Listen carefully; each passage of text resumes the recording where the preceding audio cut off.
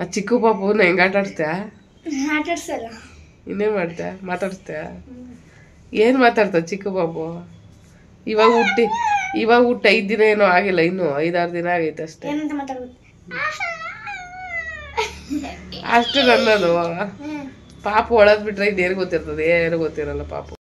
Washing machine repair ಮಾಡಕ್ಕೆ ಬಂದಿದ್ದವರು ಏನೋ board ಹೋಗಿದೆ ಅಂತ ಹೇಳ್ಬಿಟ್ಟು ಇವತ್ತು ಕ್ಲೀನಾಗಿ ರಿಪೇರಿ ಮಾಡೋಗಿದ್ದಾರೆ.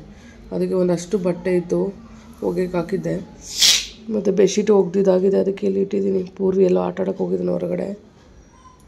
ಯೂಟ್ಯೂಬ್ ಒಂದೇ ನನ್ನ ದುಡಿಮೆ ಅಲ್ಲ.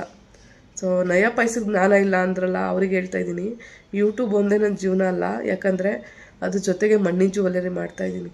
ಯೂಟ್ಯೂಬ್ ಸ್ಟಾರ್ಟ್ ಮಾಡೋಕ್ಕೆ ಮುಂಚೆನೂ ನಾನು ಇದನ್ನು ಮಾಡ್ತಾಯಿದ್ದೆ. ಆದರೆ ಯಾರಿಗೂ ಗೊತ್ತಿಲ್ಲ, ಯೂಟ್ಯೂಬ್ ಒಂದೇ ಜೀವನ ಅಂದ್ಕೊಂಡಿದ್ದಾರೆ. ಯೂಟ್ಯೂಬ್ ಒಂದೇ ಮಾಡ್ಕೊಂಡು ಜೀವನ ಮಾಡೋಕ್ಕಾಗಲ್ಲ, ಅದು ಎಲ್ರಿಗೂ ಗೊತ್ತಿರಬೇಕು. ಸಾಮಾಜಿಕ ಜಾಲತಾಣಗಳಲ್ಲಿ ಜೀವನ ಮಾಡ್ಕೊಂಡು ಅದನ್ನೇ ಇಟ್ಕೊಂಡ್ರೆ ನಾಳೆ ದಿನ ಅದು ಕೈ ಕೊಟ್ಟರೆ ಎಲ್ಲಿಗೆ ಹೋಗಬೇಕು ನಾವು? ಬುಕ್ ಮಾಡಿದೆ, ಅದು 8 ಮಿನಿಟಿಗೆ ಬರುತ್ತೆ. ಇವಾಗ ಒಂದು ಅಪ್ಡೇಟ್ ಆಗಿದೆ ಫ್ಲಿಪ್ಕಾರ್ಟು. ಸೊ 8 ಮಿನಿಟ್ ಅಷ್ಟರಲ್ಲಿ ನಮ್ಮ ಮನೆಗೆ ತಲುಪುತ್ತೆ. ಏನೇ ಒಂದು ಬುಕ್ ಮನೆಯಿಂದ ಓಡಿಸ್ಬಿಡ್ತೀನಿ ಆಚೆಗೆ. ಡ್ರಾಮಾ ಒಳಗೆ ಕಮ್ಮಿ ಮಾಡು, ಬಾಯಿನ ಊಟ ತಿನ್ನು. ಪೂರ್ವಿ ಬಾಯಿ ಊಟ ತಿನ್ನು. ನೀನು ಊಟ ತಿನ್ನಾನು ಓಡಿಸ್ತೀನಿ ಬಾ. ಊಟ ತಿನ್ನೋಕೆ ಮುಂಚೆ ಓಡಿಸಲ್ಲ. ಊಟ ತಿನ್ನು, ಮತ್ತು ತಟ್ಟೆಗೆ ಹಾಕಿರೋರು ಯಾರು ತಿನ್ನೋದು? ಕೆಮ್ಮೋಗಿಲ್ಲ, ಕೆಮ್ಮಿ ಹೊಟ್ಟೆ ನೋವು ಬಂದೈತೆ. ಬೆಡ್ಡಿಂದ ಫಿಲ್ಚರ್ ಜರ್ಕೋಬೇಕಾದ್ರೆ ಏನಾಗುತ್ತೆ, ಹೊಟ್ಟೆ ಎಲ್ಲ ಪ್ರೆಷರ್ ಆಗ್ತೀನಲ್ಲ, ಹಿಂಗೆ ಜರ್ಕೊಂಡು ಬರ್ಬೇಕಾದ್ರೆ ಆ ಪ್ರೆಷರ್ಗೆ ಕೆಳಹೊಟ್ಟೆ ತುಂಬ ನೋವಾಗುತ್ತೆ. ಕೆಮ್ಮಿ ಹೊಟ್ಟೆ ನೋವು ಜೊತೆಗೆ ಬೆನ್ನು ಆಪ್ರೇಷನ್ ಆಗಿರೋದು ಎಲ್ಲ ಶೇಕ್ ಆಗುತ್ತಲ್ಲ, ಕೆಮ್ಮಿನ ಪ್ರೆಷರು ಅಲ್ಲಿಗೆ ಹೋಗುತ್ತೆ. ಸೊ ಸ್ಪೈನ್ ಆಪ್ರೇಷನ್ ಆಗಿರೋ ತವಿಂದ ಎಲ್ಲ ಬಾಡಿ ಎಲ್ಲ ನೋವಾಗುತ್ತಪ್ಪ.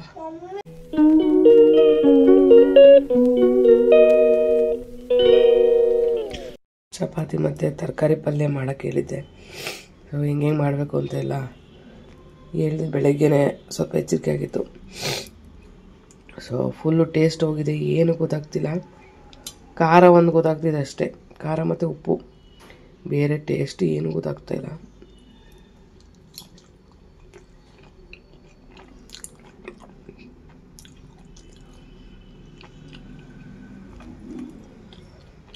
ಪಲ್ಯ ಏನೂ ಗೊತ್ತಾಗ್ತಿಲ್ಲ. ಇಂಟ್ರೆಸ್ಟಾಗಿ ತಿಂತಿದ್ದಿದ್ದು ಪಲ್ಯ, ಬಟ್ ಇದೇ ಗೊತ್ತಾಗ್ತಿಲ್ಲ ಟೇಸ್ಟು.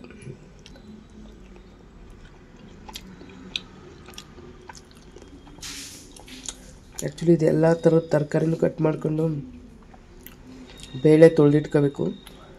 ಸೊ ಈರುಳ್ಳಿ ಜೊತೆಗೆ ಸಾಸಿವೆ ಕರಿಬೇವಿನ ಸೊಪ್ಪು ಎಣ್ಣೆ ಹಾಕ್ಬಿಟ್ಟು ಈರುಳ್ಳಿ ಫ್ರೈ ಆಗೋ ಹೊತ್ತಿಗೆ ಎಲ್ಲ ತರಕಾರಿನೂ ಫ್ರೈ ಮಾಡ್ಕೊಳ್ಳೋದು ಎಣ್ಣೆ ಜೊತೆಲಿ. ಸೊ ಬೇಳೆನೂ ಆವಾಗಲೇ ಹಾಕ್ಕೋಬೇಕು ಎಣ್ಣೆಗೆ. ಸೊ ಫ್ರೈ ಆದಮೇಲೆ ಟೊಮೊಟೊ ಹಾಕಿರಬೇಕು. ಅಂದರೆ ತರಕಾರಿ ಎಲ್ಲ ಒಗ್ಗರಣೆ ಫ್ರೈ ಎಲ್ಲ ಆದಮೇಲೆ ಟೊಮೊಟೊ ಹಾಕಿ ಅದೊಂದು 3 ನಿಮಿಷ ಫ್ರೈ ಮಾಡಿ, ಅದಾದಮೇಲೆ ಸಾಂಬಾರು ಪುಡಿ ಹಾಕಿ ತರಕಾರಿ ಬೇಯೋಷ್ಟು ನೀರು ಹಾಕಬೇಕು. ತುಂಬ ನೀರು ಹಾಕ್ಬಾರ್ದು, ಸಾಂಬಾರಾಗಿ ಹೋಗ್ಬಿಡುತ್ತೆ ಆಮೇಲೆ. ಅದಕ್ಕೆ ಪಲ್ಯಕ್ಕೆ ಏನು ಬೇಕೋ, ತರಕಾರಿ ಎಷ್ಟು ಬೇಗ ನೀರು ಬೇಕೋ ಅಷ್ಟೇ ನೀರು ಹಾಕಬೇಕು. ಹಾಕಿ ಉಪ್ಪು ಹಾಕಿ ಕೂಗಕ್ಕೆ ಇಡಬೇಕು ಕುಕ್ಕರ್ನ. ಒಂದು 2-3 ವಿಸಿಲ್ ಓಡಿಸ್ಬೋದು. ಬಟ್ ಇದು ಸಣ್ಣ ಕಟ್ ಮಾಡಿರೋದ್ರಿಂದ 2 ವಿಸಿಲ್ ಓಕೆ, ಯಾಕಂದರೆ ಬೇಳೆ ಬೇಯಬೇಕಲ್ಲ ಅದಕ್ಕೆ. ಒಂದು ಸ್ವಲ್ಪ ತರಕಾರಿ ದಪ್ಪ ಇರಬೇಕು, ಆವಾಗ ಚೆನ್ನಾಗಿರುತ್ತೆ. ಸೊ ಇವಾಗ ತರಕಾರಿ ಸಣ್ಣ ಇರೋದ್ರಿಂದ ಬೇಗ ಬೆಂದೋಗ್ಬಿಟ್ಟಿದೆ. ಬಟ್ ಈ ತರಕಾರಿ ಒಂಥರ ಟೇಸ್ಟ್ ಗೊತ್ತಾ ಈ ಥರ ಮಾಡೋದ್ರಿಂದ. ಯಾರಾದರೂ ಯಾವಾಗಲಾದರೂ ಟ್ರೈ ಮಾಡಿ ಇದನ್ನು. ಚಪಾತಿ, ರೊಟ್ಟಿ, ದೋಸೆಗೆ ಎಲ್ಲದಕ್ಕೂ ಆಗುತ್ತೆ ಇದು. ಸೊ ತರಕಾರಿ ಎಲ್ಲ ಥರದ್ದು ಹಾಕಿದ್ರೆ ಇನ್ನೂ ಚೆನ್ನಾಗಿರುತ್ತೆ. ಅದರಲ್ಲಿ ಮೇನ್ ಫ್ಲೇವರು ಗಡ್ಡೆಕೋಸು ಮತ್ತು ಮೂಲಂಗಿ ಅಂತೂ ಟೇಸ್ಟಿಗೆ ಒಳ್ಳೆ ರುಚಿ ಕೊಡುತ್ತೆ ಇದಕ್ಕೆ. ಚಪಾತಿ ಮಾಡ್ತೈತೆ ಮಮ್ಮಿ.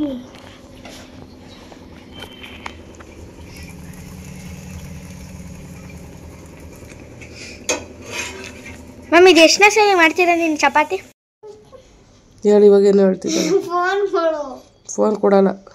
ನೆನ್ನೆ ಮನೆ ಹುಷಾರಿಲ್ಲ ಅಂತ ಫೋನಿಗೆ ಅಡಿಕ್ಟ್ ಆಗಿದೆಯಾ? ಯಾವ ನಿಂಗೆ ಫೋನ್ ಕೊಡೋಲ್ಲ? ಇವತ್ತು ಎದ್ದು ಬಂದಿದ್ದೀನಿ ನನ್ನ ಮಗನೇ. ಮತ್ತೆ ಬೇಕಾ ನಿಂಗೆ? ಫೋನು ಮಾತಿತ್ರ ಫೋನ್ ಅಂತೆ. ಊಟ ತಿನ್ನೋ, ಮನೆಯಿಂದ ಓಡಿಸ್ಬಿಡ್ತೀನಿ ಆಚೆಗೆ. ಡ್ರಾಮಾ ಒಳಗೆ ಕಮ್ಮಿ ಮಾಡು, ಬಾಯಿಲಿ ಊಟ ತಿನ್ನು. ಏಯ್ ಪೂರ್ವಿ, ಬಾಯಿಲಿ ಊಟ ತಿನ್ನು. ನೀನು ಊಟ ತಿನ್ನೋ ಓಡಿಸ್ತೀನಿ ಬಾ. ಊಟ ತಿನ್ನೋಕೆ ಮುಂಚೆ ಓಡಿಸಲ್ಲ. ಊಟ ತಿನ್ನು, ಮತ್ತೆ ತಟ್ಟೆಗೆ ಹಾಕಿರೋರು ಯಾರು ತಿನ್ನೋದು? ತಿನ್ನು. ಏನೋ ಜೋಬಲ್ಲಿ ಇಟ್ಕೊಂಡಿದ್ದ? ಅದೇ ಬಟನ್ ಫೋನಲ್ಲಿ ಇದಾಡು, ಸ್ನೇಕ್ ಆಡು.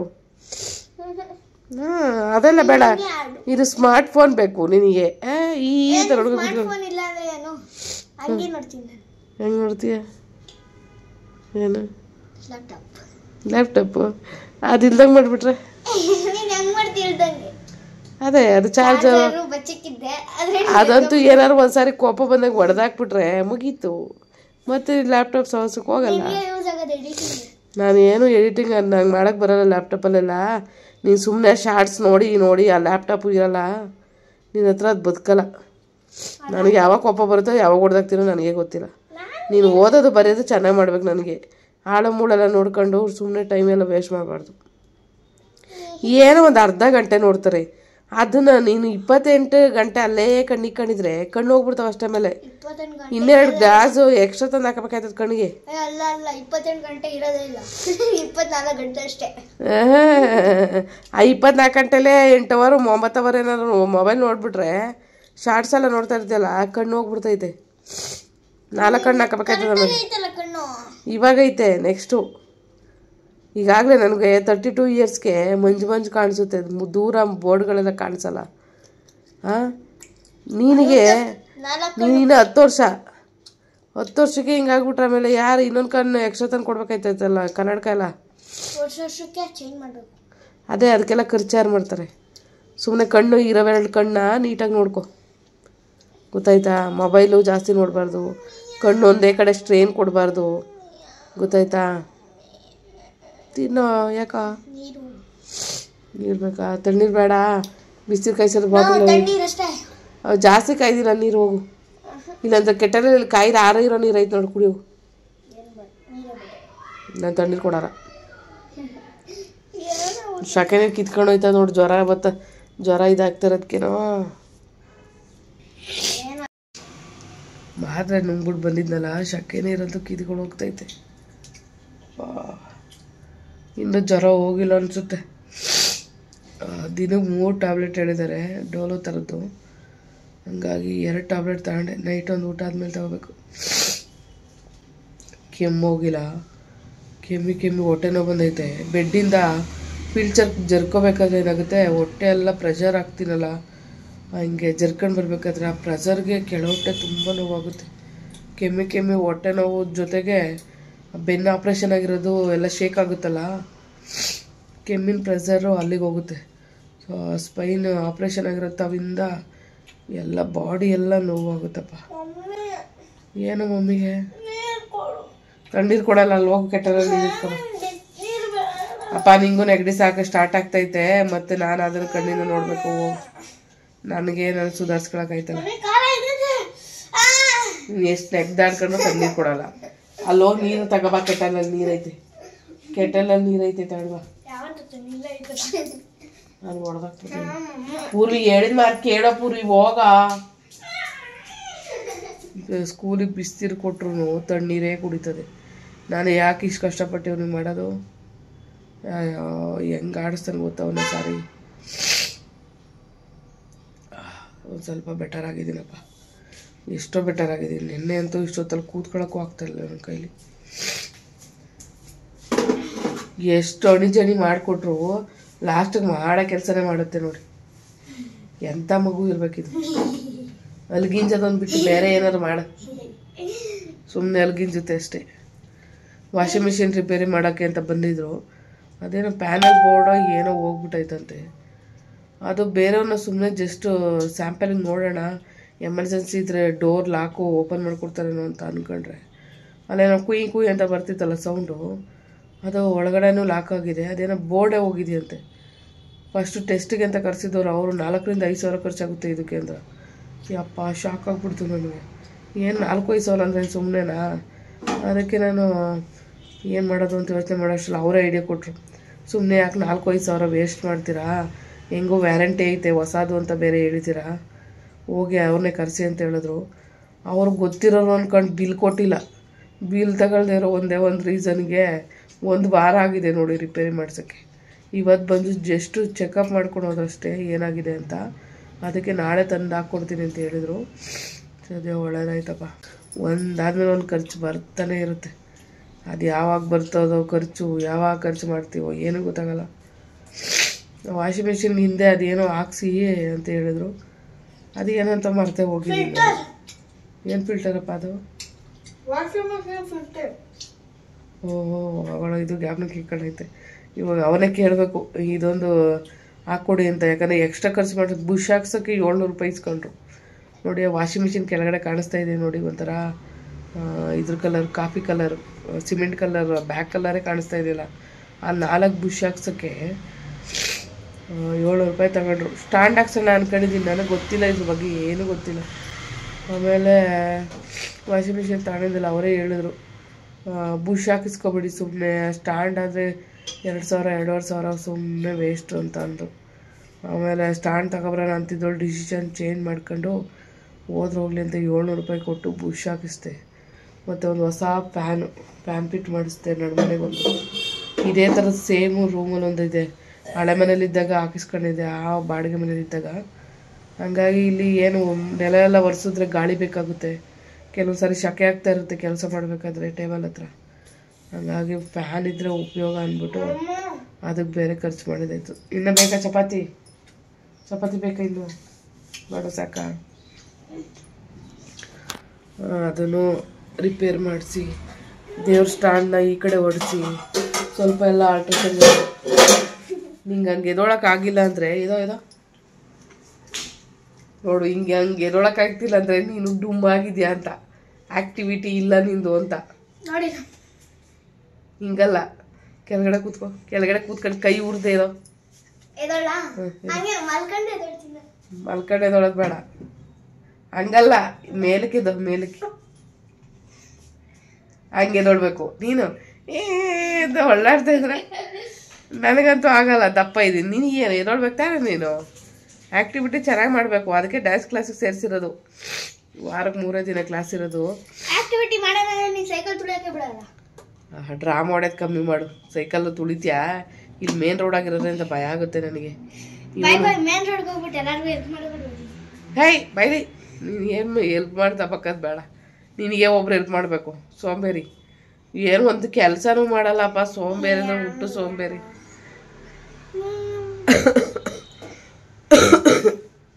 ನಾನು ಕೆಮ್ಮೋವಾಗ ದೂರ ಇರು ನೀನು.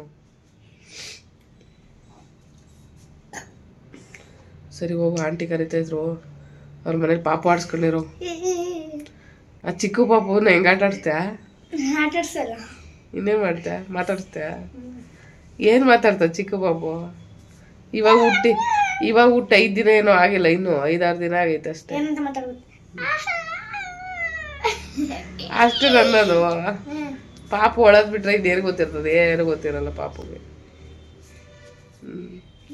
ಸರಿ ಹೋಗು, ಬಾಯ್. ಈಗ ತಾನೇ ಹೋಯ್ತೀನಿ ಅಂತಿದ್ದಾನೆ ಅವ. ತಟ್ಟೆ ಸ್ಟ್ಯಾಂಡ್ ಇಕ್ತಾನಲ್ಲಿ ಹಿಂದೆ.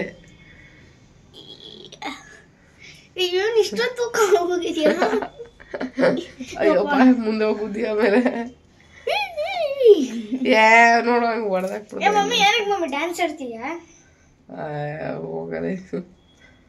ಅದೇ ಬೇಕಾ?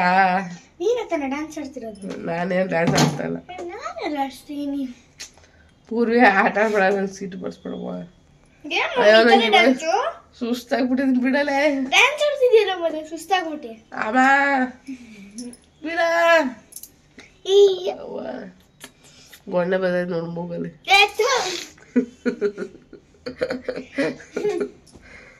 ನೆಗಡಿ ಆಗ್ಬಿಟ್ಟೈತೆ. ಇದೆ ನೋಡು, ಮೂಗೆಲ್ಲ ರೆಡ್ಗೆ ಆಗ್ಬಿಟ್ಟೈತೆ. ಗೊಣ್ಣೆ ಹೋಗತ್ತ, ಮೂಗೆಲ್ಲ ರೆಡ್ಗೆ ಆಗ್ಬಿಟ್ಟೈತೆ. ನೆನ್ನೆ ಒರ್ಸಿ ನೆನ್ನೆ ಮೊನ್ನೆ ಎಲ್ಲ ರೆಡ್ಗಾಗಿ ಉರಿ ಬಂದ್ಬಿಟ್ಟೈತೆ ಮೂಗೆಲ್ಲ. ಅಷ್ಟು ನೆಗಡಿ ಆಗೈತಿ. ಏನು ಮಾಡೋದು?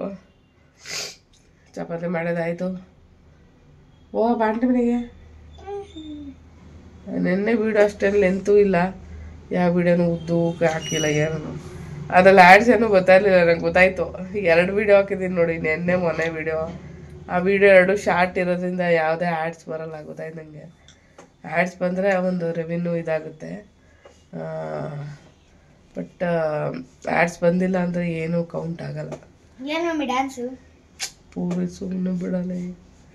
ಏಯ್ ಬಿಡ, ನೀನೇ ತಾನೇ ಹಾಡ್ತೀನಿ ಡ್ಯಾನ್ಸ್. ನೋಡಿ ನೀನೇ ಡ್ಯಾನ್ಸ್ ಆಡ್ತೀನಿ. ಹೋಗತ್ತಾ ನಾನು 2 ಕೈಗಳು ಇಲ್ಲ. ರವೆ ಇದನ್ನ ತರ್ಸೋಣ ಅಂದ್ಬಿಟ್ಟು ಯೋಚನೆ ಮಾಡ್ಕೊಂಡಿದ್ದು. ಮಮ್ಮಿ ಬೀಡ ಪೂರ್ವಿ ಮಮ್ಮಿ ನೋಡಿ ಏನು ಮಾಡ್ತೀನಿ. ನಂಗೆ ಜ್ವರ ಕಡೆ ಹೋಗ ದೂರ, ಎಷ್ಟು ಹೇಳೋನು ಕೇಳಲ್ವಲ್ಲ. ಅಪ್ಪ ಮೇಲೆ ಕೂತ್ಕೊಬೇಡ ಕಣಪ್ಪ, ನೀನು ಕೂರ್ಸ್ಕೊಂಡೆ ನಂಗೆ ಜ್ವರ ಬಂದಿರೋದು. ಹೋಗಪ್ಪ ಹೋಗತ್ತ. ದೊಡ್ಡವರಾಗ ಅವನೇನು ಹುಡುಗಿ ಹೆಂಗೆ ಆಡ್ತಾರೆ, ಮೇಲೆಲ್ಲ ಬಿದ್ದು ಒದ್ದಾಡ್ತಾರೆ. ಮಮ್ಮಿ ಯಾವ ಬಿಡು, ಯಾವುದೋ ಒಂದು ಬೀಡು, ಟೈಗರ್ ಬೀಡು. ಟೈಗರ್ ಐ ಟೈಗರ್ದು ಐ ಐತಿ ಇಲ್ಲ ಹಾಕೋರ. ಐ ಹಾಕೋರ ಟೈಗರ್ ಟೈಗರ್ದು ಕುಯ್ದ್ಬಿಟ್ಟು ಐ ಹಾಕೋರ. ಅದೆಲ್ಲ ಸುಮ್ಮನೆ ಇರೋ, ಮತ್ತೆ ಸ್ಟೋನ್ ಅದು. ನನಗೂ ಈ ಥರ ಪೆಂಡೆಂಟ್ ಬೇಕಾಗಿತ್ತು. ಸರಿ ಪೆಂಡೆಂಟ್ ಅಂತೀನಿ, ಪೆಂಡೆಂಟ್ ಮಾಡಿ ಉದ್ದು ಸರ ಮಾಡಕ್ಕೆ ಸರ ಅಲ್ಲ ಮಮ್ಮಿ, ಹಾಕೊಂಡು ಹೋಗ್ಬಿಡು. ಈ ಥರ ಬ್ರೇಸ್ಲೆಟ್ ಬೇಕು. ಹೋದ ನಂಗೆ ಆಲೇ ಒಂದು ಕೊಡ್ಸಿದ್ದು ಅಲ್ಲೇ. ನೆನ್ನೆ ಏನೋ ತರಕಾರಿ ತರಬೇಕು, ಮತ್ತು ಗೋಧಿ ಹಿಟ್ಟಿಲ್ಲ, ರವೆ ಇಲ್ಲ, ಬರೀ ಅನ್ನ ಮಾಡೋದೇ ಆಗೈತೆ ದಿನ ಬೆಳಗ್ಗೆ ಇದ್ರೆ. ಹಂಗಾಗಿ ಪಾಪ ಕೆಲಸದವರು ಏನು ತರಿಸ್ತೀರಾ ಅಂತ ಕೇಳಿದ್ರು. ನೋಡಿದ್ರೆ ನೈಟ್ ಬುಕ್ ಮಾಡೋಣ ಅಂತ ಮರ್ತೇ ಹೋಗ್ಬಿಟ್ಟಿದ್ದೀನಿ. ಬೆಳಗ್ಗೆ 6 ಗಂಟೆಗೆ ಎಲ್ಲ ಕಾರ್ಟ್ಗೆ ಹಾಕಿ ನೋಡಿದ್ರೆ ಬ್ಲಿಂಕಿಟಲ್ಲಿ ಅನ್ನ ಅವೈಲೇಬಲ್ ಅಂತ ಬರ್ತಿದೆ. ಇನ್ನೇನು ಮಾಡೋದು? ಆಮೇಲೆ ತಿರ್ಗಿ ಫ್ಲಿಪ್ಕಾರ್ಟಲ್ಲಿ ಬುಕ್ ಮಾಡಿದೆ, ಅದು 8 ಮಿನಿಟಿಗೆ ಬರುತ್ತೆ. ಇವಾಗ ಒಂದು ಅಪ್ಡೇಟ್ ಆಗಿದೆ ಫ್ಲಿಪ್ಕಾರ್ಟು. ಸೊ 8 ಮಿನಿಟ್ ಅಷ್ಟರಲ್ಲಿ ನಮ್ಮ ಮನೆಗೆ ತಲುಪುತ್ತೆ, ಏನೇ ಒಂದು ಬುಕ್ ಮಾಡಿದ್ರು. ಅವಾಗೆಲ್ಲ 2-3 ದಿನ ತಗೋತಾಯಿತ್ತು ಫ್ಲಿಪ್ಕಾರ್ಟು ಆರ್ಡ್ರ್ ಬುಕ್ ಮಾಡಿದ್ರೆ ಬರೋದಕ್ಕೆ. ಸೊ ಇವಾಗ 8 ಮಿನಿಟಿಗೆ ಏನೇ ತಗೊಂಡ್ರೂ ಆರ್ಡ್ರು ಬಂದ್ಬಿಡುತ್ತೆ ಫ್ಲಿಪ್ಕಾರ್ಟಲ್ಲಿ. ಸೊ ಈ ಇನ್ಫಾರ್ಮೇಷನ್ ನನಗೆ ತುಂಬ ಇಷ್ಟ ಆಗಿದ್ದು. ಕ್ಯಾಟ್ ಫುಡ್ಡು ಕೂಡ 8 ನಿಮಿಷದಲ್ಲಿ ಬಂದ್ಬಿಡ್ತು ಮನೆಗೆ, ಬೇಗನೆ ಬರುತ್ತೆ. ಸೊ ಫ್ಲಿಪ್ಕಾರ್ಟ್ ಮಿನಿಟ್ಸ್ ಅಂತ ಬರುತ್ತೆ ಫ್ಲಿಪ್ಕಾರ್ಟ್ ಆರ್ಡ್ರ್ ಮಾಡಿದ್ರೆ. ಸೊ ಆ ಮಿನಿಟ್ಸ್ಗಳಲ್ಲಿ ನೋಡಿ ಎಷ್ಟು ಬೇಗ ಮನೆಗೆ ರೀಚ್ ಆಗಿಬಿಡುತ್ತೆ. ಬೆಳಗ್ಗೆನೇ ಆರ್ಡ್ರ್ ಮಾಡಿದ್ದಕ್ಕೆ ಒಂದಷ್ಟು ತರಕಾರಿ ಮತ್ತು ಗೋಧಿ ಹಿಟ್ಟು, ರವೆ ಎಲ್ಲನೂ ತರಿಸ್ದೆ. ಇಲ್ಲ ಅಂದಿದ್ರೆ ಕತೆ ಮುಗೀತಿತ್ತು ಬಿಡಿ. ಅಷ್ಟೊತ್ತಿಗೆ ಇಲ್ಲಿ ಯಾವ ಅಂಗಡಿನೂ ಓಪನ್ ಇರ್ತಿರ್ಲಿಲ್ಲ, ನಂಗೆ ಸಿಗ್ತಾನೂ ಇರಲಿಲ್ಲ. ಅದಕ್ಕೆ ತರಕಾರಿ ಎಲ್ಲ ಮನೇಲಿ ಸ್ವಲ್ಪ ಇತ್ತು, ಎಲ್ಲ ಕಟ್ ಮಾಡಿ ಇಟ್ಕೊಳ್ಳಿ ಅಂತ ಹೇಳಿದ್ದೆ. ಕಟ್ ಮಾಡಿ ಇಟ್ಟಿದ್ರು. ಸೊ ಅದು ಬರೋಷ್ಟರಲ್ಲಿ ಮೂಲಂಗಿ ಬೇರೆ ಬೇಕಾಗಿತ್ತು ಆ ತರಕಾರಿ ಪಲ್ಯಕ್ಕೆ. ಅದನ್ನೆಲ್ಲ ಹಾಕಿ ಪಲ್ಯ ಮಾಡಿಬಿಟ್ಟು ಚಪಾತಿ ಮಾಡಿಕೊಟ್ಟಿದ್ರು.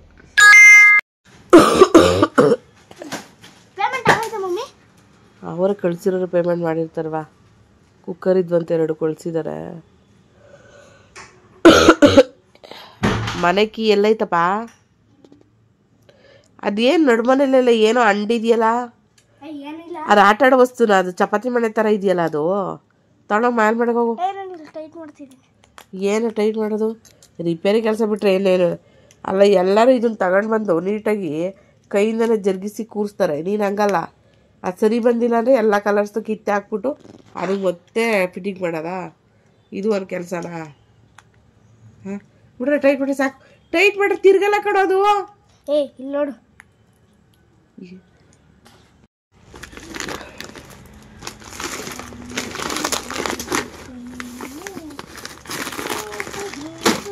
ಪಾಪುಗೆ ಅಂತ ಏನೇನೋ ಕೊಟ್ಟು ಕಳಿಸಿದ್ದಾರೆ. ಆ್ಯಕ್ಚುಲಿ ನಾನೇ ಆರ್ಡ್ರ್ ಮಾಡಿದೆ. ಆಯಿತು, ಗೊತ್ತಾಯಿತು. ಸಮಾಧಾನ ತಗೋ. 1 kg ತಿನ್ನೋಕೆ ಆಗ್ಬಿಡ್ತದೆ. 1 kgನೇ ತರಿಸಿರೋದಲ್ಲಿ, ಸುಮ್ಮನೆ ಇರು. ಸೊ ಕಾರ್ನ್ಫ್ಲೆಕ್ಸು ಚೆನ್ನಾಗಿರುತ್ತೆ, ಉಪ್ಪು ಖಾರ ಚೆನ್ನಾಗಿ ಮಾಡಿ ಮನೇಲೇ ಮಾಡೋವಂಥದ್ದು. ಸೊ ಅವ್ರದ್ದು ನಂಬರ್ ಕೂಡ ಇಲ್ಲಿ ಮೆನ್ಷನ್ ಆಗಿದೆ ನೋಡಿ. ಸೊ ಇವರು ಒಂದಷ್ಟು ಜನಕ್ಕೆ ಆರ್ಡ್ರೆಲ್ಲ ಮಾಡಿಬಿಟ್ಟು ತಲುಪಿಸ್ತಾರೆ. ಅವ್ರದ್ದು ಪೂರ್ತಿ ಇದು ಒಂದು ಸ್ಟಿಕ್ಕರ್. ಅದ್ರ ಜೊತೆಗೆ ನನಗೆ ಅಂತ ಗಿಫ್ಟ್ ಐಟಮ್ ಥರ ಇದನ್ನು ಕೊಟ್ಟಿದ್ದಾರೆ ನೋಡಿ, ಕೊಟ್ಟು ಕಳಿಸಿದ್ದಾರೆ. ದೇವ್ರಿಗೆ ಬೇಕಾಗಿರೋವಂಥ ಸಾಮಾನು, ತೀರ್ಥ ಮತ್ತು ಇದಕ್ಕೆಲ್ಲ ಯೂಸ್ ಆಗುತ್ತೆ ಅಂತ. ಎಲ್ಲ ಕಿತ್ಬಿಟ್ಟು ಅಂಟಿಸ್ಬಿಟ್ಟು ನನಗೆ ಹೇಳಕ್ಕೆ ಬರಬೇಡ, ಹೋಗು ಇರೋದು. ಮತ್ತು 2 ಕುಕ್ಕರ್ ಕೂಡ ಕೊಟ್ಟಿದ್ದಾರೆ. ಈ ಕುಕ್ಕರ್ ಒಂದು ಮತ್ತು ಇನ್ನೊಂದು ಕುಕ್ಕರು. ಎಲೆಕ್ಟ್ರಿಕ್ ಕುಕ್ಕರ್ ಇದು. ಮಮ್ಮಿ ಇಲ್ಲ ನಾನು ತಿನ್ನೋ ಸ್ಪೂನ್ ಕೊಟ್ಬಿಟ್ಟವ್ರೆ. ಅಯ್ಯಯ್ಯೋ ನಿನ್ನ ಸ್ಪೂನ್ ಅಲ್ಲಪ್ಪ ಅದು ದೇವ್ರದ್ದು ಬಿಡು. ದೇವ್ರದ್ದು ನಾನು ತಿನ್ನೋ ಸ್ಪೂನ್ ಅನ್ಕೋಬಿಟ್ಟೆ ನನಗೆ. ದೇವ್ರಿಗೆ ತೀರ್ಥ ಅದು ಇದು ಮಾಡೋಕ್ಕೆ ದೇವ್ರದ್ದು. ದೇವ್ರ ಸ್ಟ್ಯಾಂಡಲ್ಲಿ ಹಿಡಿದ್ನ ತೊಗೊಂಡು ಆಮೇಲೆ ತೊಳ್ಬಿಟ್ಟು ನೀಟಾಗಿ ಜೋಡಿಸ್ಕೊಳ್ಳೋಣ. ಇದನ್ನೆಲ್ಲ ಅಡುಗೆ ಮನೆಗೆ ತಗೊಂಡೋಗಿಡೋಕು. ತಿನ್ನೋಕೆ ಫುಡ್ ಇದು ತಿಂಡಿ ಇಲ್ಲ ಅಂತ ಹೊರಗಡೆ ನಾನು ಹೆಂಗಪ್ಪ ಬುಕ್ ಮಾಡೋದು ಅಂತ ಮಾಡಿರಲಿಲ್ಲ. ವಾಷಿಂಗ್ ಮಿಷಿನ್ ರಿಪೇರಿ ಮಾಡೋಕ್ಕೆ ಬಂದಿದ್ದವರು ಏನೋ ಬೋರ್ಡ್ ಹೋಗಿದೆ ಅಂತ ಹೇಳ್ಬಿಟ್ಟು ಇವತ್ತು ಕ್ಲೀನಾಗಿ ರಿಪೇರಿ ಮಾಡೋಗಿದ್ದಾರೆ. ಅದಕ್ಕೆ ಒಂದಷ್ಟು ಬಟ್ಟೆ ಇತ್ತು ಒಗೆಗೆ ಹಾಕಿದ್ದೆ. ಮತ್ತು ಬೆಡ್ಶೀಟು ಒಗ್ದಿದ್ದಾಗಿದೆ, ಅದಕ್ಕೆ ಇಲ್ಲಿ ಇಟ್ಟಿದ್ದೀನಿ. ಪೂರ್ವಿ ಎಲ್ಲ ಆಟ ಆಡೋಕ್ಕೆ ಹೋಗಿದ್ದೀನಿ ಹೊರಗಡೆ. ಅಯ್ಯಪ್ಪ ಇಷ್ಟು ಬಟ್ಟೆ ಒಕ್ಕಳಕ್ಕಾಗ್ತಿಲ್ಲ ನನ್ನ ಕೈಲಿ, ಬಟ್ಟೆ ಎಲ್ಲ ಸ್ಮೆಲ್ ಬರ್ತಾಯಿತ್ತು. ಇದು 2 ದಿನದ ವೀಡಿಯೋ. ಆ್ಯಕ್ಚುಲಿ ನನಗೆ ವೀಡಿಯೋ ಮಾಡೋಕ್ಕಾಗಿರಲಿಲ್ಲ, ನಿನ್ನೆ ವೀಡಿಯೋ ಅಪ್ಲೋಡ್ ಮಾಡಿಲ್ಲ ನಾನು. ತುಂಬಾ ಹುಷಾರಿಲ್ದಂಗೆ ಆಗಿಬಿಟ್ಟಿತ್ತು, ಹಂಗಾಗಿ ಕಂಪ್ಲೀಟಾಗಿ ಮಲಗಿಬಿಟ್ಟಿದ್ದೆ. ಸೊ ಮುಖ ಎಲ್ಲ ಊದ್ಕೊಂಡಂಗೆ ಆಗಿದೆ ನೋಡಿ. ಜ್ವರ ಹೋಗಿದೆ, ಬಟ್ ಈ ನೆಗಡಿ ಕೆಮ್ಮಂತೂ ಸಿಕ್ಕಾಬಿಟ್ಟೆ. ಕೆಮ್ಮಂತೂ ಸಖತ್ತು ಇದಾಗ್ಬಿಟ್ಟಿದೆ. ಮಾತಾಡೋಕ್ಕೂ ಆಗ್ತಿಲ್ಲ, ವಾಯ್ಸೆಲ್ಲ ಚೇಂಜ್ ಆಗಿದೆ, ಗಂಟಲೆಲ್ಲ ಕಡಿತ, ಕಫ ತುಂಬ ಆಗ್ಬಿಟ್ಟಿದೆ. ಸೊ ಬಟ್ಟೆ ಒಗೆಗೆ ಹಾಕಿದ್ದೀನಿ, ಅದಕ್ಕೆ ಹಾಕಬೇಕು ಅಂದ್ಬಿಟ್ಟು ಬಂದೆ. ಬೆಡ್ಶೀಟು 15 ಮಿನಿಟ್ಗೆ ಹಾಕ್ಬಿಟ್ಟಿದ್ದೆ ಕ್ವಿಕ್ ವಾಶ್ಗೆ, ಬೇಗ ವಾಶ್ ಆಯಿತು. ಸೊ ಇವಾಗ ಮಿಕ್ಕಿದ ಬಟ್ಟೆಗಳೆಲ್ಲ ಹಾಕ್ತಾಯಿದ್ದೆ. ಸೊ ಅಪ್ಪ ಸಖತ್ತು ಒಂದು ಜ್ವರ ಬಂದರೆ 1 ವಾರದ ಮೇಲೆ ಸುಧಾರಿಸ್ಕೋಬೇಕಾಗುತ್ತೆ. ಸೊ ಜ್ವರ ಹೋಯ್ತು ನನಗೆ, ಆದರೆ ಒಂಥರ ಆಗ್ತಿದೆ, ಸುಸ್ತಾಗ್ತಿದೆ, ಎದ್ದು ಹೊರಗಡೆ ಬರೋಕ್ಕಾಗ್ತಿಲ್ಲ, ಊಟ ಮಾಡೋಕ್ಕಾಗ್ತಿಲ್ಲ. ನನ್ನ ಮಗನಂತೂ ಎಕ್ಸಾಮು ಪಾಪ, ಅವ್ನು ಹೆಂಗೋ ನಿಭಾಯಿಸ್ಕೊಂಡು ಕಳಿಸ್ತಾ ಇದ್ದೀನಿ. ಸೊ ನಿನ್ನೆ ಅದಕ್ಕೆ ವೀಡಿಯೋ ಹಾಕಿಲ್ಲ ನಾನು. ಅದಕ್ಕೆ 2 ದಿನದ್ದು ಸೇರಿಸಿ ವೀಡಿಯೋ ಇವಾಗ ಅಪ್ಲೋಡ್ ಮಾಡಬೇಕು ಅಂತೇಳಿ 2 ದಿನದ್ದು ಕಂಪ್ಲೀಟಾಗಿ ಕಾಂಬಿನೇಷನ್ ಮಾಡ್ಕೊಬಿಟ್ಟಿದ್ದೀನಿ. ಮತ್ತು ಇನ್ನೊಂದು ದಿನದ ವೀಡಿಯೋ ಎಕ್ಸ್ಟ್ರಾ ಆಗಿಬಿಟ್ರೆ ಕಷ್ಟ ಅಂದ್ಬಿಟ್ಟು. ಸೊ ಮೊನ್ನೆ ಒಂದು ಕಮೆಂಟ್ಗೆ ನಾನು ಒಂದು ವೀಡಿಯೋ ಮಾಡಿದ್ದೆ, ಅದಕ್ಕೊಂದು ರೀಪ್ಲೈ ಬಂದಿತ್ತು. ನಯಾ ಪೈಸದ ಜ್ಞಾನ ಇಲ್ದಿರೋ ವೀಡಿಯೋ ನಿಮ್ಮದು ನೋಡಬೇಕು ನಾವೆಲ್ಲ ಅಂತ. ಆ್ಯಕ್ಚುಲಿ ಯಾಕೆ ಹಾಕಂದ್ರು ಅಂತ ನನಗಂತೂ ಗೊತ್ತಿಲ್ಲ. ಎಲ್ಲ ಕಮೆಂಟ್ಸ್ನೂ ನಾರ್ಮಲಾಗಿ ಓದೋ ಹಂಗೆ ನಾನು ಈ ಕಮೆಂಟ್ಸ್ನೂ ಓದಿದೆ ಅಷ್ಟೇ. ಯಾಕಂದರೆ ಎಷ್ಟೋ ಕಮೆಂಟ್ಸ್ಗಳನ್ನ ಹಿಂಗೆ ವೀಡಿಯೋದಲ್ಲಿ ಓದಿದ್ದೀನಿ, ಕೆಲವೊಬ್ಬರು ವಿಚಿತ್ರವಾಗಿ ತಿಳ್ಕೊಂಡವ್ರೆ. Okay, no problem. ಯಾಕಂದರೆ ಒಂದು ಕಮೆಂಟು ಪಾಸಿಟಿವ್ ಆಗೂ ಇರುತ್ತೆ, ನೆಗೆಟಿವ್ ಆಗೂ ಇರುತ್ತೆ, ಎರಡೂ ಸ್ವೀಕರಿಸಬೇಕು. ಬಟ್ ನಾನು ಅದನ್ನು ಕಂಟೆಂಟಾಗಿ ಏನು ತಗೊಂಡಿಲ್ಲ. ಯಾಕಂದರೆ ಕಂಟೆಂಟ್ 108 ಇರ್ತವೆ. ಸೊ ಅದನ್ನೆಲ್ಲ ಕಂಟೆಂಟಾಗಿ ತಗೊಳಕ್ಕಾಗಲ್ಲ. ಎಷ್ಟೆಷ್ಟೋ ಇನ್ನೂ ಕೀಳಾಗಿರೋ ಕಮೆಂಟ್ಗಳೆಲ್ಲ ಬಂದಿದ್ದಾವೆ, ಬಟ್ ಎಲ್ಲ ಕಂಟೆಂಟಾಗಿ ತಗೊಂಡಿಲ್ಲ. ಅದರಲ್ಲಿ ಒಂದು ಪಾರ್ಟಾಗಿ ಮಾತಾಡಿದ್ದೀನಿ ಅಷ್ಟೇ ಅದನ್ನು. ಯಾಕಂದರೆ ಇವತ್ತವರೆಗೂ ನೆಗೆಟಿವ್ ಕಮೆಂಟ್ ಓದದೇ ಇರೋ ಅಂಥದ್ದೇನಿಲ್ಲ. ಯಾಕಂದರೆ ತುಂಬ ವೀಡಿಯೋಗಳಲ್ಲಿ ಓದಿದ್ದೀನಿ ನಾನು, ಕೆಲವೊಂದು ಕಮೆಂಟ್ಸ್ಗಳನ್ನೆಲ್ಲ ಓದಿದ್ದೀನಿ, ಹಾಕಿದ್ದೀನಿ ಅದ್ರ ಬಗ್ಗೆ ಎಲ್ಲ. ಸೊ ಹಂಗೆ ಈ ವಿಡಿಯೋನೂ ಹಾಕಿದ್ದೀನಿ, ಅಷ್ಟು ಬಿಟ್ಟರೆ ಇನ್ನೇನಿಲ್ಲ. ನಯಾ ಪೈಸದ ಜ್ಞಾನ ಇಲ್ಲ ಅಂದರೆ ವೀಡಿಯೋ ನೋಡೋಕ್ಕೆ ಹೋಗಬೇಡಿ. ಕೆಲವೊಬ್ರಿಗೆ ಹೇಳ್ತಾಯಿದ್ದೀನಿ. ಎಷ್ಟೋ ಜನ ನಾನು ಅದನ್ನು ತಂದೆ ಇದನ್ನು ತಂದೆ, ಸಾವಿರಾರು ರೂಪಾಯಿ ಒಡವೆಗಳು ತಂದೆ, ನಾನು ಸಾವಿರಾರು ರೂಪಾಯಿ ಕೊಟ್ಟು ಬಟ್ಟೆಗಳು ತಂದೆ, ರೇಷ್ಮೆ ಸೀರೆ ತಂದೆ, ಪಾತ್ರೆಗಳು ತಂದೆ, ಏನೇನೋ ತಂದೆ, ನಮ್ಮ ಹತ್ರ ಅಷ್ಟು ಕಾರಿದೆ, ನಮ್ಮ ಹತ್ರ ಅಷ್ಟು ಆಸ್ತಿ ಇದೆ, ಅಷ್ಟು ಒಡವೆ ಇದೆ ಅಂತ ಎಷ್ಟೋ ಜನ ವ್ಲಾಗ್ಗಳ ಚಾನಲ್ಗಳಲ್ಲಿ ಹೇಳ್ತಾರೆ. ಸೊ ಅಂಥ ಚಾನಲ್ಗಳನ್ನ ಕಂಪ್ಲೀಟಾಗಿ ಸ್ಕಿಪ್ ಮಾಡದೆ ನೋಡೋವಂಥವ್ರು ಇದ್ದಾರೆ ಇವತ್ತು. ಬಟ್ ನನ್ನಂಥವಳೊಬ್ಳು ವೀಲ್ಚೇರಲ್ಲಿ ಕೂತು ಜೀವನ ಮಾಡೋದೇ ಕಷ್ಟ ಅಂಥದ್ರಲ್ಲಿ ಏನೋ ನನ್ನ ಒಂದು ಓದಿಗೆ ಅಂದರೆ ನನಗಿವಾಗ ಹೋಗಿ ಹೊರಗಡೆ ದುಡಿಯೋದು ಎಷ್ಟು ಕಷ್ಟ ಇದೆ ಅಂತ ನನಗೆ ಗೊತ್ತಿದೆ. ಝೊಮ್ಯಾಟೊ ಅಷ್ಟು ದಿನ ಮಾಡಿ ನನಗೆ ತುಂಬ ಸ್ಟ್ರೈನ್ ಆಯಿತು, ಬ್ಯಾಕ್ ಪೇನು. ಹಾಗಾಗಿ ಯೂಟ್ಯೂಬ್ನೂ ಒಂದು ನಾನು ಪಾರ್ಟ್ ಟೈಮ್ ಜಾಬ್ ಥರ ತೊಗೊಂಡಿದ್ದೀನಿ. ಬಟ್ ಫುಲ್ ಟೈಮ್ ಜಾಬ್ ಆಗಿಲ್ಲ ನನಗೆ. ಯಾಕೆ ಅಂದರೆ ನಾನು ಅದನ್ನು ಬಿಟ್ಟು ಮಣ್ಣಿನ ಜ್ಯುವೆಲರಿ ಮಾಡ್ತಾಯಿದ್ದೀನಿ. ಸ್ಟಾಲ್ಗಳಿಗೆ ರಾತ್ರಿ 12 ಗಂಟೆ ಆದರೂ ಹಾಕೊಂಡು ಅಲ್ಲಿಂದ ಇಲ್ಲಿಗೆ ಲಗೇಜ್ಗಳು ತಗೊಂಡು ಅಲಿತಾಯಿದ್ದೀನಿ. ನನಗೂ ಗೊತ್ತಿದೆ ನನ್ನ ಜೀವನ ಒಂದೇ ಆಗಬಾರ್ದು, ಯೂಟ್ಯೂಬ್ ಒಂದೇ ನನ್ನ ದುಡಿಮೆ ಅಲ್ಲ. ಸೊ ನಯಾ ಪೈಸದ ಜ್ಞಾನ ಇಲ್ಲ ಅಂದ್ರಲ್ಲ, ಅವ್ರಿಗೆ ಹೇಳ್ತಾಯಿದ್ದೀನಿ, ಯೂಟ್ಯೂಬ್ ಒಂದೇ ನನ್ನ ಜೀವನ ಅಲ್ಲ. ಯಾಕಂದರೆ ಅದ್ರ ಜೊತೆಗೆ ಮಣ್ಣಿನ ಜ್ಯುವೆಲರಿ ಮಾಡ್ತಾಯಿದ್ದೀನಿ. ಯೂಟ್ಯೂಬ್ ಸ್ಟಾರ್ಟ್ ಮಾಡೋಕ್ಕೆ ಮುಂಚೆನೂ ನಾನು ಇದನ್ನು ಮಾಡ್ತಾಯಿದ್ದೆ. ಆದರೆ ಯಾರಿಗೂ ಗೊತ್ತಿಲ್ಲ, ಯೂಟ್ಯೂಬ್ ಒಂದೇ ಜೀವನ ಅಂದ್ಕೊಂಡಿದ್ದಾರೆ. ಯೂಟ್ಯೂಬ್ ಒಂದೇ ಮಾಡ್ಕೊಂಡು ಜೀವನ ಮಾಡೋಕ್ಕಾಗಲ್ಲ, ಅದು ಎಲ್ರಿಗೂ ಗೊತ್ತಿರಬೇಕು. ಸಾಮಾಜಿಕ ಜಾಲತಾಣಗಳಲ್ಲಿ ಜೀವನ ಮಾಡ್ಕೊಂಡು ಅದನ್ನೇ ಇಟ್ಕೊಂಡ್ರೆ ನಾಳೆ ದಿನ ಅದು ಕೈ ಕೊಟ್ಟರೆ ಎಲ್ಲಿಗೆ ಹೋಗಬೇಕು ನಾವು? ಯಾರ್ಯಾರೋ ದೊಡ್ಡ ದೊಡ್ಡ ವೀಡಿಯೋಗಳನ್ನ ತೋರಿಸ್ತಾರೆ, ಅತ್ತಂದೆ ಇತ್ತಂದೆ ಅಂತ. ಅಂಥ ವೀಡಿಯೋಗಳನ್ನೆಲ್ಲ ನೋಡಿ ಸಪೋರ್ಟ್ ಮಾಡ್ತಿರೋದು. ಅದ್ರ ಜೊತೆಗೆ ನನ್ನಂಥ ಒಂದು ಚಿಕ್ಕ ಒಂದು ಪ್ರತಿಭೆನೂ ನೋಡಿ ಅಂತ ನಾನು ವೀಡಿಯೋ ಮಾಡಾಕ್ತೀನಿ. ಆ ಒಂದು ಕಮೆಂಟು ಬೇಜಾರಾಯಿತು. ಯಾಕಂದರೆ ಮೊನ್ನೆ ಓದಿದ ಕಮೆಂಟಿಗೆ ಅದು ರೀಪ್ಲೇ ಬಂದಿರೋದು, ಕಮೆಂಟ್ ವೀಡಿಯೋಗೆ ರೀಪ್ಲೇ ಬಂದಿರೋದು. ನಯ ಪೈಸದ ಜ್ಞಾನ ಇಲ್ಲ, ನಿಮ್ಮ ವಿಡಿಯೋ ನೋಡೋದು ನಮ್ಮ ಕರ್ಮ ಅನ್ನೋ ಥರ ಇತ್ತು ಆ ವಿಡಿಯೋ. ಒಂದು ಕಮೆಂಟು ನಾನೇನು ಮಾಡಿದೆ, ಅದನ್ನು ಡಿಲೀಟ್ ಮಾಡಿದೆ. ನನಗೂ ಯಾಕೋ ಬೇಜಾರಾಯಿತು. ನನಗೆ ಕೆಲವೊಂದು ಕಮೆಂಟ್ಸ್ಗಳನ್ನ ಓದೋವಾಗ ಸಿಕ್ಕಾಪಟ್ಟೆ ಬೇಜಾರು ಅನಿಸಿದ್ರೆ ಡಿಲೀಟ್ ಮಾಡ್ತೀನಿ. ಯಾಕೆ ಅಂದರೆ ಮನುಷ್ಯನ ಕೆಡಿಸೋವಂಥದ್ದು ಒಂದು ನೆಗೆಟಿವ್ ಕಮೆಂಟು.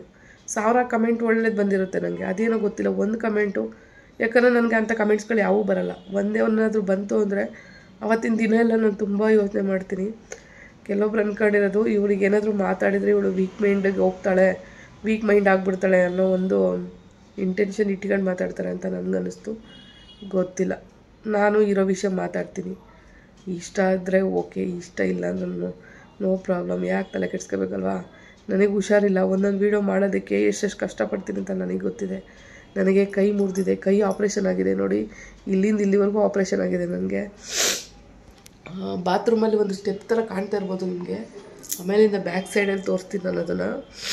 ಅದು ಎಷ್ಟು ಹೈಟ್ ಇದೆ ಅಂದರೆ ನಾನು ಚೆನ್ನಾಗಿರೋವಾಗ ಹತ್ತಿಸ್ಕೊಳ್ಳೋಕ್ಕೆ ತುಂಬ ಶ್ರಮ ಪಡಬೇಕು. ಯಾಕಂದರೆ 3-4 ಸರಿ ಒಂದು ಕಷ್ಟಪಟ್ಟು ಶ್ರಮದಿಂದ ಹತ್ತಿಸ್ಕೋಬೇಕು ವೀಲ್ನ. ಅದ್ರ ಮೇಲೆ ಹೋಗಲ್ಲ, ಇಲ್ಲಾಂದರೆ ಬಾತ್ರೂಮ್ ಹೈಟ್ ಇರೋದ್ರಿಂದ. ಅದೇ ಹುಷಾರಿಲ್ದಿರೋ ಟೈಮಲ್ಲಿ ನನ್ನ ಕೈಲಿ ಆಗೋದೇ ಇಲ್ಲ. ನನ್ನ ಮಗ ಇದ್ದರೆ ಮಾತ್ರ ನಾನು ಹತ್ತಿಸ್ಕೊಳ್ಳೋದು. ಅದರಲ್ಲಿ ಎಷ್ಟು ಕಷ್ಟ ಆಗುತ್ತೆ ಗೊತ್ತಾ? ಸೊ ಈ ಮುರಿದಿರೋ ಕೈ, ಮುರಿದಿರೋ ಸೊಂಟ, 80% ಡಿಸಬಿಲಿಟಿ ಇಟ್ಕೊಂಡು ಒಂದು ಯೂಟ್ಯೂಬ್ ಚಾನಲ್ ಮಾಡೋದು ಅಷ್ಟು ಸುಲಭ ಅಲ್ಲೇ ಇಲ್ಲ. ಎಷ್ಟೊಂದು ಜನ ಯೂಟ್ಯೂಬ್ ಮಾಡೋರು ನೋಡ್ತಾ ಇರ್ತೀರ ನನ್ನ ವೀಡಿಯೋ, ನಂಗೆ ಗೊತ್ತಿದೆ. ಅವ್ರಿಗೆ ಎಷ್ಟು ಕಷ್ಟ ಇದೆ ಬ್ಯಾಕ್ಗ್ರೌಂಡಲ್ಲಿ ಅಂತ ಯಾರಿಗೂ ಅರ್ಥ ಆಗೋಲ್ಲ. ಒಂದು ವೀಡಿಯೋ ಹೊರಗಡೆ ಏನಾದರೂ ಮಾಡಿಬಿಟ್ರೆ ಅದಕ್ಕೆ ವಾಯ್ಸ್ ರೆಕಾರ್ಡ್ ಕೊಡೋದಿದೆಯಲ್ಲ, ಬ್ಯಾಕ್ಗ್ರೌಂಡ್ ವಾಯ್ಸ್ ರೆಕಾರ್ಡು, ಅದನ್ನು ಕೊಡ್ತಾ ಲಾಸ್ಟಿಗೆ ವೀಡಿಯೋನ ಎಡಿಟಿಂಗ್ ಮಾಡೋದು ಬೇಡಪ್ಪ ಅನಿಸ್ಬಿಡುತ್ತೆ. ಅಷ್ಟೆಲ್ಲ ಶ್ರಮ ಪಡೋವಂಥ ಒಂದು ಕೆಲಸ ಇದೆ ಅದರಲ್ಲಿ. ನಾನು 3 ತಿಂಗಳಿಗೊಂದ್ಸರಿ ವೈಫೈ ರೀಚಾರ್ಜ್ ಮಾಡ್ಕೋತೀನಿ, ಫೋನಿಗೆ ರೀಚಾರ್ಜ್ ಮಾಡ್ಕೊತೀನಿ. ಹೊರಗಡೆ ಹೋದರೆ ಫೋನಿಗೆ ರೀಚಾರ್ಜ್ ಬೇಕು. ಅಕಸ್ಮಾತ್ ಮನೇಲಿ ಏನಾದರೂ ವೀಡಿಯೋನ ನನಗೆ ಹಾಕೋಕ್ಕಾಗಿಲ್ಲ ಅಂದರೆ ಹೊರಗಡೆ ಹಾಕಬೇಕು ಅಂದರೆ ನೆಟ್ ಬೇಕಲ್ವ ಅದಕ್ಕೆ. ಸೊ ಅದಕ್ಕೂ ರೀಚಾರ್ಜ್ ಮಾಡ್ಕೊತೀನಿ. ನಾನು ಎಷ್ಟು ಖರ್ಚು ಮಾಡ್ತೀನೋ ಅದ್ರಲ್ಲಿ ಬರೋದು ಸ್ವಲ್ಪನೇ. ನಾನು ಹೊರಗಡೆ ಖರ್ಚು, ಮನೆ ಖರ್ಚು, ಏನೋ ಒಂದು ಖರ್ಚು ಆಗೇ ಹೋಗ್ಬಿಡುತ್ತೆ ಯೂಟ್ಯೂಬಲ್ಲಿ ಬರೋ ದುಡ್ಡು. ನನಗೇನು 60,000 70,000 ಹಿಂಗೆಲ್ಲ ದುಡ್ಡು ಬರೋಲ್ಲ. ಸೊ ಇಷ್ಟೇ ದುಡ್ಡು ಬರೋದು. ಕಮ್ಮಿ ದುಡ್ಡಲ್ಲಿ ನಾನು ಹೆಂಗೋ ಜೀವನ ನಡೆಸ್ಕೊಂಡು, ಬಾಡಿಗೆ ಮತ್ತು ಇವಾಗ ಮನೆ ಕೆಲಸದವ್ರು ಬರ್ತಾರೆ ಅವ್ರಿಗೆ ಎಲ್ಲ ಕೊಟ್ಕೊಂಡು ನಿಭಾಯಿಸ್ಕೊಂಡು, ಅದ್ರ ಜೊತೆಗೆ ಟೆರಕೂಟ ಮಾಡ್ಕೊಂಡು, ನನ್ನ ಮಗನ ಸ್ಕೂಲ್ ಖರ್ಚುಗಳಾಗಿರ್ಬೋದು ಎಲ್ಲ ನಿಭಾಯಿಸ್ಕೊಂಡು ಹೆಂಗೋ ಹೋಗ್ತಾಯಿದ್ದೀನಿ. ನನ್ನ ಮಗನಿಗೆ ಅಂತ ಸ್ವಲ್ಪ ಏನೋ ಒಂದಿಷ್ಟು ಎತ್ತಿಡ್ತಾಯಿದ್ದೀನಿ. ಎತ್ತಿಡ್ದೆ ಏನೂ ಜೀವನ ಮಾಡಲ್ಲ. ಮೊನ್ನೆ ಕಮೆಂಟ್ಸ್ ವೀಡಿಯೋಗೆ ಒಂದು ವೀಡಿಯೋ ಮಾಡೋಕ್ಕಿದ್ನಲ್ಲ, ಆ ವೀಡಿಯೋಗೆ ಹೇಳ್ತಾಯಿದ್ದೀನಿ ಈ ಮಾತನ್ನ. ಯಾಕಂದರೆ ಮಗುಗೋಸ್ಕರ ಏನು ಮಾಡಿದ್ದೀರಾ ಅಂತ ಒಂದು ಮಾತು ಬಂತಲ್ಲ, ಆ ವೀಡಿಯೋಗೆ ಹೇಳ್ತಾಯಿದ್ದೀನಿ. ಮಗುಗೋಸ್ಕರ ಅಂತ ಏನು ಮಾಡಬೇಕು, ನಾಳೆ ನಾನು ಇಲ್ಲ ಅಂದರೂ ಅವ್ನು ಬದುಕಬೇಕು ಅನ್ನೋದು ನಾನು ತುಂಬ ದಿನಗಳ ಹಿಂದೆನೇ ಯೋಚನೆ ಮಾಡಿದ್ದೀನಿ. ಯಾಕೆ ಅಂದರೆ ಪ್ಲ್ಯಾನಿಂಗ್ ಇಲ್ಲದೆ ಮನುಷ್ಯ ಬದುಕೋಕ್ಕಾಗಲ್ಲ. ಸೊ ಹಂಗಾಗಿ ನನ್ನ ಮಗು ನನ್ನ ಬಿಟ್ಟು ಹೋಗ್ತಿಲ್ಲ ಬೇರೆಯವ್ರ ಹತ್ರ ಅಂದಾಗ ನಾನು ಅವನಿಗೆ ಏನು ಮಾಡಬೇಕು ಅಂತ ನಾನು ತುಂಬ ಯೋಚನೆ ಮಾಡಿರ್ತೀನಿ. ಯಾಕಂದರೆ ನನ್ನ ಪರಿಸ್ಥಿತಿನೇ ಅದು. ನನ್ನ ಪರಿಸ್ಥಿತಿ ಇದು ಅಂದಮೇಲೆ ನಾನು ಅದಕ್ಕೆ ಅಕ್ಸೆಪ್ಟ್ ಆಗಿ ಅದಕ್ಕೆ ನೆಕ್ಸ್ಟ್ ಏನು ಮಾಡಬೇಕು, ಯಾವ ಸ್ಟೆಪ್ಪನ್ನು ತಗೋಬೇಕು ಅಂತ ನಾನು ತುಂಬ ಯೋಚನೆ ಮಾಡೇ ಇರ್ತೀನಿ. ಸೊ ಅದು ನಂಗೆ ಗೊತ್ತಿದೆ. ನೀವು ಹೇಳಿದ್ದು ಒಂದು ಕಡೆ ಒಳ್ಳೆಯದು ಇದೆ, ಒಂದು ಕಡೆ ಬೇಜಾರು ಆಯಿತು. ಎರಡೂ ಹೇಳ್ತೀನಿ ನಾನು. ಯಾಕೆ ಅಂದರೆ ಒಬ್ಬ ಮನುಷ್ಯಂದು ಮಾತನ್ನ ಅರ್ಗಿಸ್ಕೋಬೇಕು ಅಂದರೆ ಕೆಟ್ಟದಾಗೂ ಅರ್ಗಿಸ್ಕೋಬೇಕು, ಒಳ್ಳೆಯದಾಗೂ ಅರ್ಗಿಸ್ಕೋಬೇಕು. ಒಳ್ಳೆಯದಾಗ ಯಾಕೆ ತಗೋಬೇಕು ಅಂದರೆ ನಾಳೆ ಇವ್ರು ಹೇಳಿ ನಿಜ ಆದರೆ ಅನ್ನೋ ಥರನೂ ಇರುತ್ತೆ. ಕೆಟ್ಟದಾಗಿ ಅಂದಾಗ ನಾವು ಇವಾಗ ಹಿಂಗಿದ್ದೀವಿ, ನಾಳೆ ಏನಾದರೂ ಇವ್ರು ಹೇಳೋ ಮಾತಿಂದ ಆಗಿಬಿಡುತ್ತೇನೋ ಅಂತಲೂ ಇರುತ್ತೆ. ಸೊ ಮನುಷ್ಯ ಅಂದಮೇಲೆ 2 ಮನಸ್ಸಿರುತ್ತೆ. ಒಂದು ನೆಗೆಟಿವ್ ಯೋಚನೆ ಮಾಡುತ್ತೆ, ಒಂದು ಪಾಸಿಟಿವ್ ಯೋಚನೆ ಮಾಡುತ್ತೆ. ಸೊ ನನ್ನ ಮನಸ್ಸು ಹಂಗೆ ಯೋಚನೆ ಮಾಡಿರುತ್ತೆ. ಯಾಕೆ ಅಂದರೆ ನನ್ನ ಪರಿಸ್ಥಿತಿ ಅದು. ನಾನು ವೀಲ್ ಚೇರ್ ಬಿಟ್ಟರೆ ಲೈಫೇ ಇಲ್ಲ, ಈ ಕೈಗಳು ಬಿಟ್ಟರೆ ಜೀವನನೇ ಇಲ್ಲ. ಸೊ ನಾನು ತುಂಬ ಯೋಚನೆ ಮಾಡಬೇಕಾಗುತ್ತೆ. ಹಂಗಾಗಿ ನಾನೇನು ಕಂಟೆಂಟ್ ಕ್ರಿಯೇಟ್ ಮಾಡ್ಕೊಂಡು ಆ ವಿಡಿಯೋನ ಆ ಕಮೆಂಟಿಗೋಸ್ಕರ ನಾನು ವೀಡಿಯೋ ಮಾಡಿದ್ದಿಲ್ಲ. ಯಾಕಂದರೆ ಅದರಲ್ಲಿ ಒಂದು ಪಾರ್ಟ್ ಸೇರಿಸಿದ್ದೀನಿ. ಅದು ಬಿಟ್ಟರೆ ವಿಡಿಯೋ ಪೂರ್ತಿ ಕಮೆಂಟ್ ಬಗ್ಗೆ ನಾನು ಹೇಳಿಲ್ಲ. ಯಾಕೆ ಕೆಲವೊಬ್ಬರು ಬೇರೆ ಬೇರೆ ರೀತಿ ಅರ್ಥ ಮಾಡ್ಕೊತೀರಾ ಗೊತ್ತಿಲ್ಲ. ಅದೇ ಮನಸ್ಸು ಅಂದರೆ ಪಾಸಿಟಿವ್ ನೆಗೆಟಿವ್ ಎರಡೂ ಯೋಚನೆ ಮಾಡೋವಂಥ ಒಂದು ಮನಸ್ಸು ಇರುತ್ತಲ್ವ. ಸೊ ಹಂಗೆ ಈ ಯೋಚನೆ ಬಂದಿರುತ್ತೆ ಅಂತ ನನಗೆ ಗೊತ್ತಿದೆ. ಓಕೆ, ಪರವಾಗಿಲ್ಲ. ಬಟ್ ಎಲ್ಲನೂ ಯೋಚನೆ ಮಾಡ್ಕೊಂಡೆ ಜೀವನ ಮಾಡಬೇಕಾದ ಒಂದು ಪರಿಸ್ಥಿತಿ ನಮ್ಮದಾಗಿರುತ್ತೆ. ಬಟ್ ಹೆಂಗೋ ನಡೀತಿದೆ, ದೇವ್ರಿಟ್ಟಂಗೆ ಆಗುತ್ತೆ. ಬಟ್ ಎಲ್ಲನೂ ಮೀರಿಸಿ ಬದುಕಬೇಕು ಅನ್ನೋದು ಸಾರಿ ಅನಿಸುತ್ತೆ. ಗೊತ್ತಿಲ್ಲ. ಈಗ 2 ದಿನದ ವೀಡಿಯೋ ಇವಾಗ ಕಂಪ್ಲೀಟಾಗಿ ಇವತ್ತು ಹಾಕ್ತಾಯಿದ್ದೀನಿ ನಾನು. ಸೊ ವೀಡಿಯೋ ಮಾಡಿ ಒಂದು ಕಂಟೆಂಟ್ ಕ್ರಿಯೇಟ್ ಮಾಡಿ ಒಂದು ಯೂಟ್ಯೂಬ್ ಚಾನಲ್ ಮಾಡೋದು ತುಂಬ ಕಷ್ಟ ಇದೆ. ಬಟ್ ನಯ ಪೈಸದ ಜ್ಞಾನ ಇಲ್ಲ ಅಂದಾಗ ತುಂಬ ಬೇಜಾರಾಯಿತು. ಎಷ್ಟು ಜನಕ್ಕೆ ನಾನು ವೀಡಿಯೋದಲ್ಲಿ ಕೆಲವೊಂದು ಇನ್ಫಾರ್ಮೇಷನ್ ಇಷ್ಟ ಆಗಿ ನೀವು ಕೊಟ್ಟಿದ್ದೊಂದು ಒಳ್ಳೆಯದಾಯಿತು ಅಂತ ತುಂಬ ಜನ ಕಮೆಂಟ್ ಮಾಡಿದ್ದೀರಾ. ಅವ್ರಿಗೆಲ್ಲ ತುಂಬ ಥ್ಯಾಂಕ್ಸ್. ಬಟ್ ನಯ ಪೈಸಾ ಜ್ಞಾನ ಇಲ್ಲ ಅಂದವ್ರಿಗೆ ದಯವಿಟ್ಟು ನನ್ನ ವೀಡಿಯೋ ನೋಡೋಕೆ ಹೋಗ್ಬೇಡಿ, ಅಷ್ಟೇ ನಾನು ಕೇಳ್ಕೊಳ್ಳೋದು. ಯಾಕಂದರೆ ತುಂಬ ಜನಕ್ಕೆ ಉಪಯೋಗ ಇದೆ ನನ್ನ ವೀಡಿಯೋ. ಯಾರೋ ಒಬ್ರಿಗೂ ಮೋಟಿವೇಟ್ ಆಗ್ತಾರೆ ನನ್ನ ವೀಡಿಯೋ ನೋಡಿ. ಅಷ್ಟು ಜನ ನನ್ನ ಹತ್ರ ಮಾತಾಡಿದ್ದಾರೆ, ಸಾವಿರಾರು ಜನ ನನ್ನ ಜೊತೆ ಮಾತಾಡಿ ನಿಮ್ಮ ವೀಡಿಯೋ ನನಗೆ ತುಂಬ ಇದಾಗಿದೆ, ಮೋಟಿವೇಶ್ನಲ್ ಆಗಿದೆ, ಮತ್ತು ನಿಮ್ಮ ವೀಡಿಯೋ ನೋಡಾದ್ಮೇಲೆ ನಾನು ಬದುಕಬೇಕು ಅನ್ನೋ ಒಂದು ಛಲ ಬಂದಿದೆ. ನಾನು ಸೂಸೈಡ್ ಮಾಡ್ಕೋಬೇಕು ಅಂದ್ಕೊಂಡಿದ್ದವರು ಇವತ್ತು ನಿಮ್ಮ ವೀಡಿಯೋ ನೋಡಿ ನಾನು ಬದುಕಿದ್ದೀನಿ, ಅದಕ್ಕೆ ನಿಮಗೆ ತುಂಬ ಥ್ಯಾಂಕ್ಸ್ ಹೇಳಬೇಕು ಅಂತೇಳಿ ಮಾತಾಡಿರೋರಿದ್ದಾರೆ. ನನ್ನ ಜೊತೆ 10 ಮಾತಾಡಿರೋರಿದ್ದಾರೆ, ತಮ್ಮ ತೊಡಕುಗಳ್ನ ನೋವುಗಳ್ನ ಹಂಚ್ಕೊಂಡು ಮಾತಾಡಿರೋರಿದ್ದಾರೆ. ಬಟ್ ಅವ್ರಿಗೆಲ್ಲ ನಿಜ ಒಂದು ವೀಡಿಯೋ ಅಷ್ಟು ಇನ್ಸ್ಪೈರ್ ಆಗಿದೆ. ಬಟ್ ಈ ಒಂದು ಕಮೆಂಟ್ ನನಗೆ ಅದಕ್ಕೆ ಸರಿ ಹೊಂದಿಲ್ಲ ಅಂತ ಅನ್ನಿಸ್ತು. ಪರವಾಗಿಲ್ಲ, ನಿಮ್ಗೆ ಇಷ್ಟ ಆಗಿಲ್ಲ ಅಂದರೆ ನೀವು ವೀಡಿಯೋ ನೋಡೋಕ್ಕೆ ಹೋಗಬೇಡಿ ದಯವಿಟ್ಟು. ನನ್ನ ಕೈಲಾಗಿದ್ದು ನಾನು ವೀಡಿಯೋ ಕಂಟೆಂಟ್ನ ಮಾಡ್ತಾಯಿದ್ದೀನಿ. ನನಗೆ ತುಂಬ ಇದೆ ಕಮೆಂಟ್ಸ್ಗಳನ್ನ ಒಂದು ಕಂಟೆಂಟ್ ಮಾಡ್ಕೊಳ್ಳೋ ಅಷ್ಟು ಇದಿದೆ. ನನಗೆ ಅದೆಲ್ಲ ಬೇಕಾಗಿಲ್ಲ. ನನಗೆ ತುಂಬ ಹರ್ಟಾಗಿದ್ದು ಒಂದು ಕಮೆಂಟ್ ತಗೊಂಡಿದ್ದೀನಿ, ಅದನ್ನು ಪಾಸಿಟಿವ್ ಆಗೋ ಹೇಳಿದ್ದೀನಿ, ನೆಗೆಟಿವ್ ಆಗೋ ಹೇಳಿದ್ದೀನಿ. ಅದನ್ನು ಕೆಟ್ಟದಾಗಿ ಒಂದು ಕಮೆಂಟ್ ಹಾಕೋದ್ರಿಂದ ಏನು ಅನಿಸುತ್ತೋ ನಿಮಗೆಲ್ಲ ಗೊತ್ತಿಲ್ಲ. ನನಗೆ ಅದು ನಂಗೆ ಬೇಕಾಗೂ ಇಲ್ಲ. ಸೊ ನಾನು ಒಳ್ಳೆ ರೀತಿಲಿ ಅವತ್ತಿಂದ ಕಮೆಂಟ್ಗಳನ್ನ ಆಗಿರ್ಬೋದು, ವೀಡಿಯೋಗಳನ್ನಾಗಿರ್ಬೋದು, ಎಲ್ಲನೂ ಒಳ್ಳೆ ರೀತಿಲಿ ನಾನು ಇದನ್ನು ಮಾಡ್ಕೊಂಡು ನಿಭಾಯಿಸ್ಕೊಂಡು ಬರ್ತಾಯಿದ್ದೀನಿ. ಇದೇ ಥರ ಮುಂದುವರ್ಸ್ಕೊಂಡು ಹೋಗ್ತೀನಿ. ಗೊತ್ತಿಲ್ಲ, ಇಷ್ಟ ಅದನ್ನು ನೋಡಿ ಅಷ್ಟೇ ನಾನು ಹೇಳೋದು. ನುಗ್ಗೆ ಸೊಪ್ಪು ಸಾಂಬಾರು ಕೊಟ್ಟು ಕಳಿಸಿದ್ದಾರೆ, ಮುದ್ದೆನೂ ಕೊಟ್ಟು ಕಳಿಸಿದ್ದಾರೆ. ಹುಷಾರಿಲ್ಲ ಅಂತ ಗೊತ್ತಿತ್ತಲ್ಲ, ಪಕ್ಕದ ರೋಡಲ್ಲೇ ಇದ್ದಾರೆ ನಮ್ಮ ಸಬ್ಸ್ಕ್ರೈಬರು. ಪಾಪ ಎಷ್ಟೋ ದಿನ ಸಾಂಬಾರಲ್ಲಿ ಹೆಲ್ಪ್ ಮಾಡಿದ್ದಾರೆ. ಇದೆಲ್ಲ ಹಾಕ್ಕೊಂಡು ನಡ್ಕೊಂಡು ಹೋಗು ಅಂತ ಹೇಳಿದ್ರೆ ಸೈಕಲಲ್ಲಿ ಹಾಕ್ಕೊಂಡು ಬಂದು ಗಜ್ಜಿ ಬಿಜ್ಜಿ ಮಾಡ್ಕೊಂಡು ಬಂದವನೆ. ಎಲ್ಲ ನೋಡಿ ಸಾಂಬಾರು ಸೊಪ್ಪು ಎಲ್ಲ ಒಟ್ಟಿಗೆ ಆಗ್ಬಿಟ್ಟೈತೆ. ದಪ್ಪ ತೊಳ್ಕೊಂಡೋಗು, ಸೋಪಾಗಿ ತೊಳೆದ್ಬೇಡ, ದಪ್ಪ ತೊಳ್ಕೊಂಡೋಗು, ಅವ್ರು ತೊಳ್ಕೊತಾರೆ. ಏನು ಎಂಥ ಲಗೇಜ್ ಇದು? ಓ ಡ್ರಾಮಾ ಹೊಡಿಚಾ ನೋಡಿ. ಒಂದೇ ಒಂದು ಪಾತ್ರ ತಗೊಂಡು ಹೋಗು ವಾಪಸ್ಸು, ಅವ್ರದ್ದೇನೆ ಅಂತ ಹೇಳಿದ್ರೆ ಹೋಯ್ತಾ ಇಲ್ಲ. ಓ ಪರವಾಗಿಲ್ಲ. ಇದೇ ನೋಡಿ ಸ್ಟೆಪ್ಪು ಹೈಟ್ ಐತೆ, ಹತ್ತಕ್ಕಾಗಲ್ಲ ನನಗೆ.